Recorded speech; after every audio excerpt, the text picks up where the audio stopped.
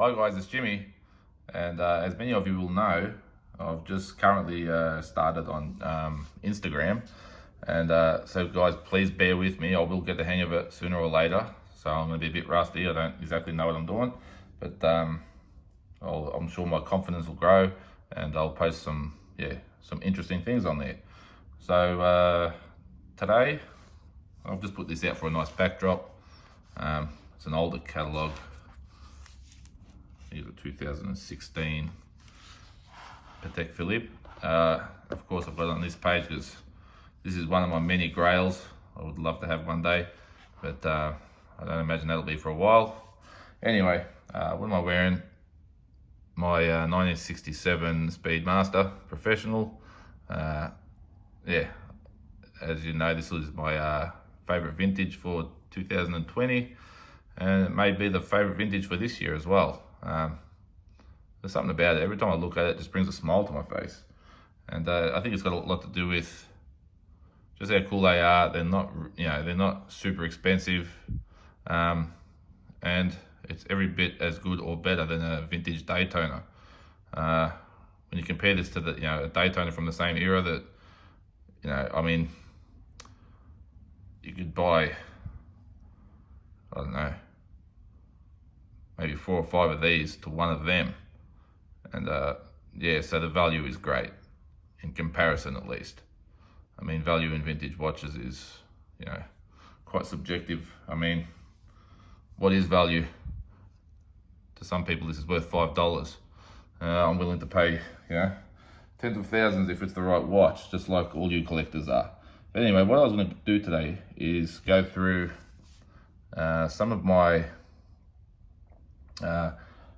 collection, which is something I haven't really spoken about. From many years ago, I collected axes, hand-forged axes. So mainly Swedish axes from a brand called Grand Force Brooks. So they've been around a very long time. I can show you. This is one of the books that comes with the axe when you buy it. So their regular production axes are hand forged, but they're done with a power hammer. So it's one of those hydraulically driven type of hammers, and they put their dies into that actual hammer press and heat the steel up, and then it gets bashed into the die and makes the shape of the actual axe. But very high quality, very high quality steel, and still very hands-on. As you can see, he's inspecting one of the axes here.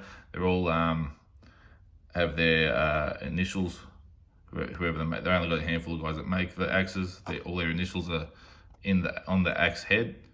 What I'll do is just open each page, and you can pause it if you'd like to read it.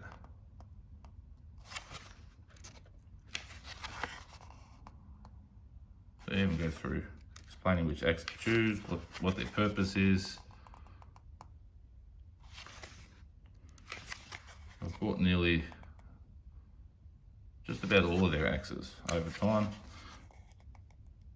There was an importer bringing them into Australia. It was actually a Swedish guy, Lars, I think his name was Lars, and his son Hans. They're really great guys, and I haven't seen them in many years. So I don't know if they're still doing it. But explains to you how to, even how to limb a log. It's got a lot of information in here. Hoping it's interesting to some of you guys. Anyone that's a collector that watches my channel, I'm sure he's going to be interested by this. So it's even got a bit of history on their axe heads. How they hew logs. How to throw the axe. I had a throwing axe. They are awesome to throw. What else we got here? Carrying for it, a little ceramic sharpening stone.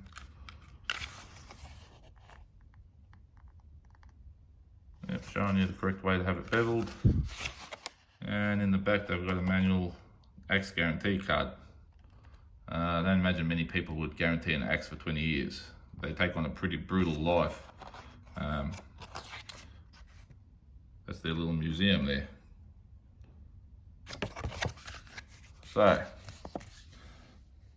there's that book on the regular axes, and then there is their ancient axe series, which are fully hand forged, so only, you know, with their hands and a hammer, and only their master smiths attempt making these series, and they're very limited.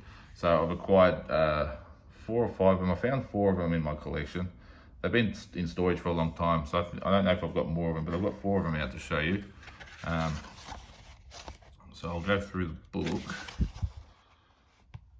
You still see the old equipment they're using, century-old type stuff. It's really cool.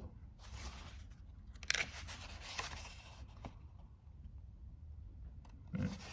Showing actually how they hand forge some of the very first axes.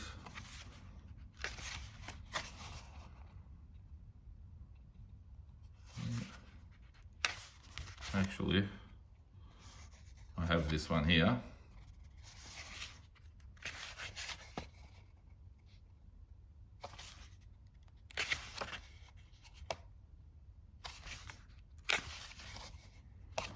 And with the ancient axe series, from old axe heads that have been excavated from you know, burial sites and wherever, because the axe originally was a nobleman's tool.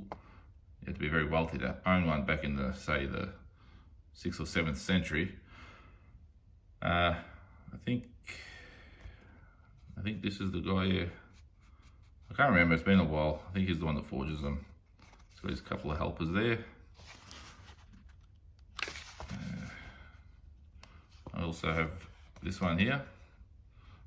So it says 2 lug, that's referring to the point here. It's got 1 lug on each side that helps hold it tight to the handle. And then your 4 lug is like a diamond shape, which is like this here. So I also have this one as well. I do not have the battle axe, that was always hard to get, because I'm guessing everyone wants the battle axe. These I was never interested in. I did have my chance at a broad axe, but I didn't like, the forging looked a bit too rough for my liking. Because they are hand forged, they are quite, I shouldn't say rough. You can just see all the hammer marks in it, obviously. I don't have this bearded one here. And I'm not sure, yeah, I'll show you the series of them that I've got. They're not all in there for some reason. Anyway.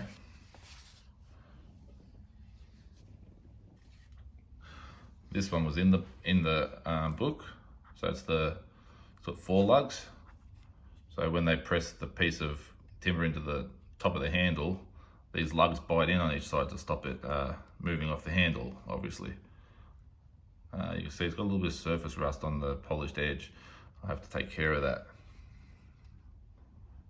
But they are razor sharp. So you can see all the hammer strikes. See it's stamped right here, Ground Force Brooks. Maker's mark right there.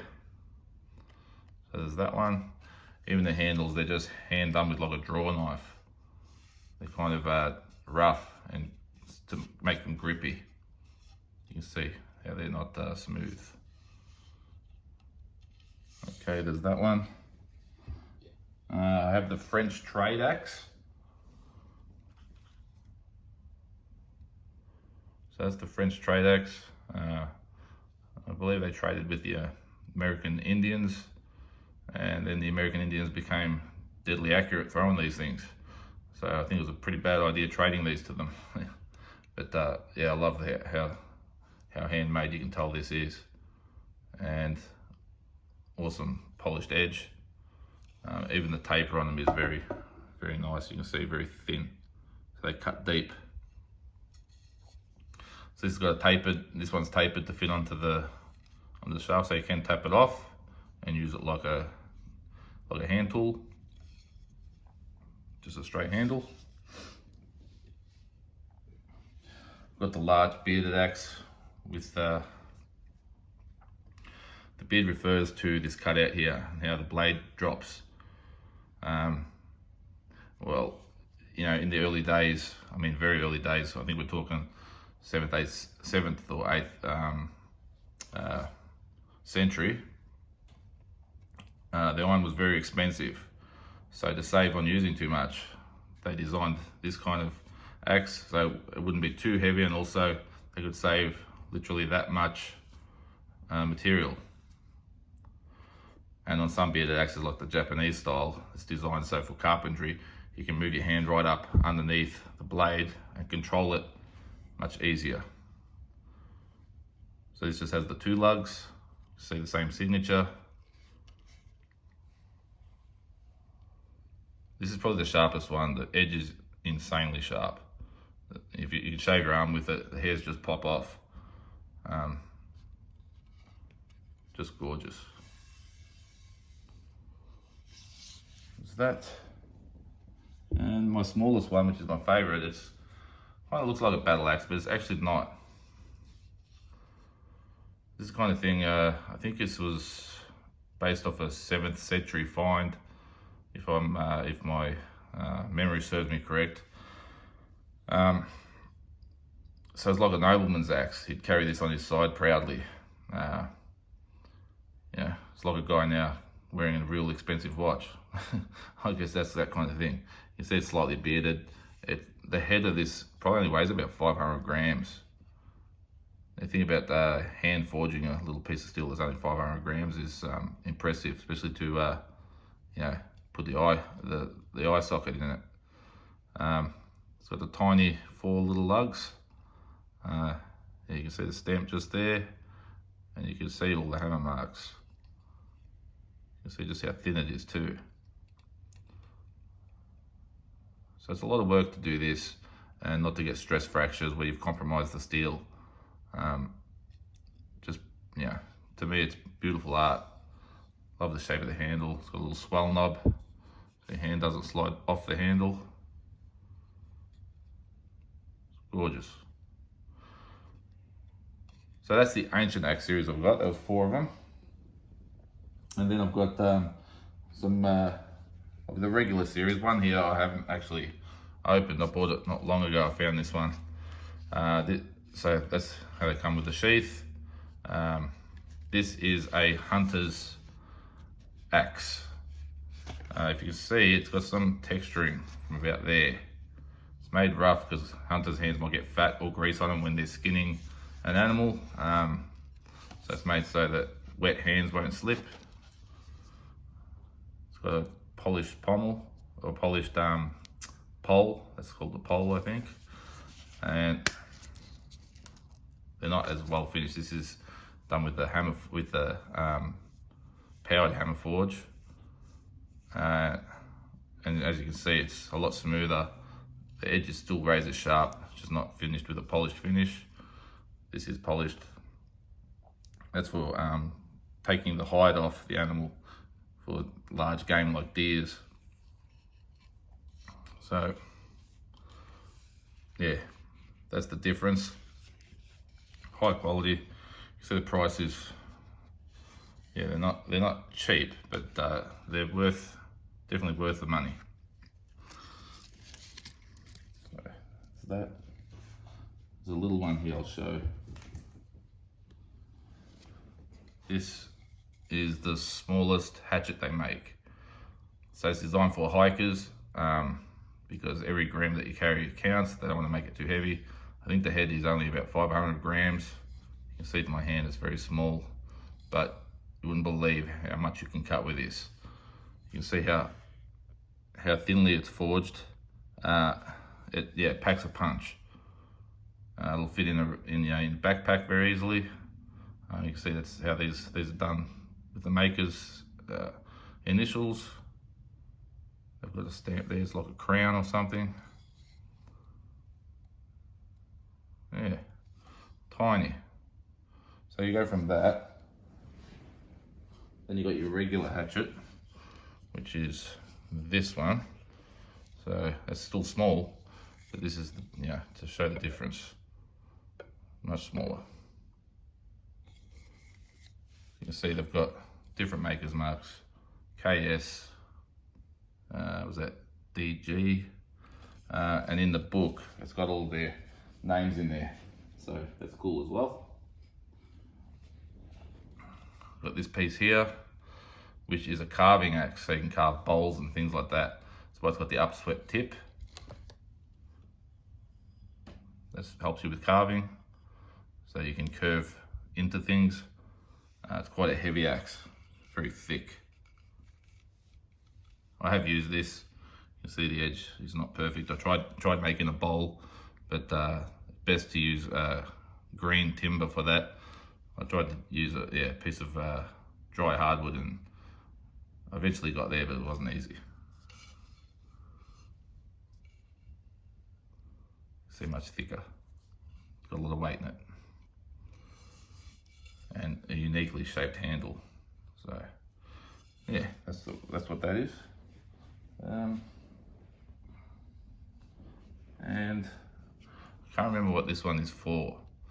It's got a reinforced piece of like a steel shroud, and it's very square in the way it's made. Yeah, it's not very natural looking, so I liked it. It was very unique.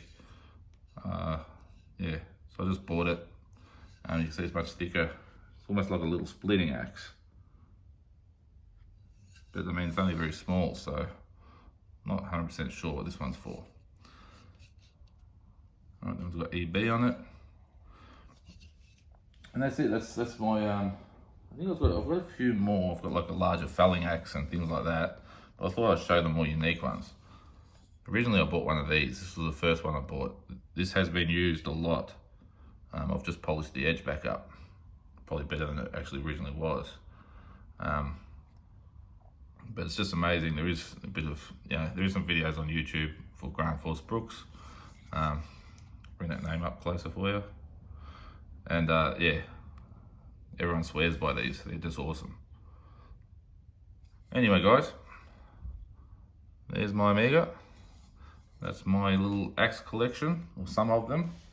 Also collect some vintage, old or antique ones as well, when I find certain branded ones. But yeah, they're just in the shed somewhere. I sort of haven't thought about them much. These ones though, I've had them in better storage. I just have to re-oil them and put them away now. So that's all today guys. I hope you enjoyed it, and have a good day. Bye bye.